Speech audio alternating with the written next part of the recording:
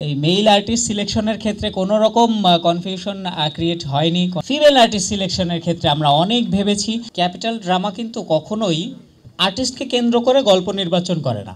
ওই গল্পের সঙ্গে যে যায় তাকেই সেই চরিত্রটা দেয়া হয়, যে ওই গল্পটার জন্য পটেনশিয়াল, যে ওই গল্পটায় যে ওই চরিত্রে নিজেকে ফুটিয়ে তুলতে পারবে। এবং এই গল্পটা যখন আমি শুনি প্রথমেই আমার মনে হচ্ছিল এই গল্পটাও ওনাকেই দরকার। তো আমাদের এই মেল আর্টিস্ট সিলেকশনের ক্ষেত্রে কোনো রকম কনফিউশন ক্রিয়েট হয়নি, কোনো কনফিউশনে আমি ছিলাম না।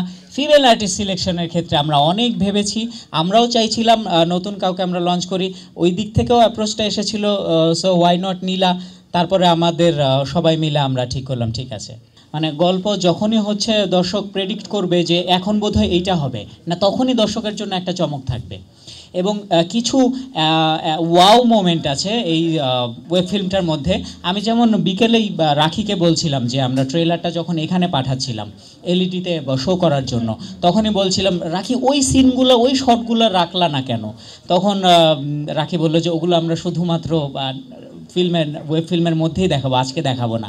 সো ওই ওয়াও মোমেন্টগুলো রাখি পর্যন্ত লুকিয়ে রেখেছে যে শুধুমাত্র যেন দর্শক ওই দিনই দেখে আপলোডের সময়।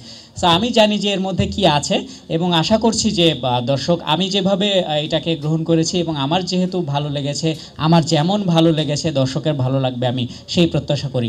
আর একটা মেজর রিজন যেটা হচ্ছে নতুন জুটি। এই নতুন জুটি আমার মনে হচ্ছে যে দর্শক ভালোভাবে গ্রহণ করবে, কারণ পোস্টার বলেন, ট্রেলারে বলেন এবং ওয়েব ফিল্ম যেটা মেইন বডিটা আছে ওইখানে আমি দেখেছি যে সত্যি কথা বলতে নীলাকে খুবই গর্জিয়াস লেগেছে এবং মনে হচ্ছে যে সে ক্যারেক্টারটা হোল্ড করতে পেরেছে। আমি শুটিংয়ের সময় রাখিকে বারবার ফোন করে জিজ্ঞেস করছিলাম নীলা কেমন করছে, হচ্ছে হচ্ছে রাখি বলছিল ভাইয়া আপনি একদম টেনশন করবেন না, নীলা ক্যারেক্টার ধরতে পেরেছে। ওইটাই ছিল টেনশন, কারণ একজন প্রধান অভিনেত্রী যদি ক্যারেক্টারটা হোল্ড করতে না পারতো তাহলে এত আয়োজন সমস্ত কিছুই বৃথা যেত। নীলা প্রথমে এসেছে, ক্যারেক্টারটা হোল্ড করতে পেরেছে, সে যখন ধরতে পেরেছে এবং সে যে ডেলিভারিটা দিতে চেয়েছিল ডিরেক্টর যখন সেটা প্রপারলি পেয়েছে, আমার মনে হয় দর্শক যেটা দেখতে চায় সেটাও পাবে।